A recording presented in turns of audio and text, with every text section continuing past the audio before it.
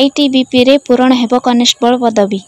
ITBP constable recruitment 2024। ITBP रे पूरण हेब constable पदवी जेउथिपाई आईटीबीपी द्वारा विज्ञप्ति जारी करा जायछि। तेबे जदि आपण 10म पास करिसेंती तेबे एही पदवी पई आवेदन करि परिबे। एही नियुक्ति माध्यम रे प्राय 330 पदवी पूरण हेब। तेबे प्रार्थी माने आईटीबीपी रे ऑफिशियल वेबसाइट www.idbppolice.nic.in को जाई आवेदन करि परिबे। अगस्त 12 तारिख रो ऑनलाइन आवेदन आरंभ हेबो जहाँ 10 सेप्टेम्बर रो शेष हेबो। तेबे भिन्न भिन्न पदवी पई विज्ञप्ति जारी रहिछि।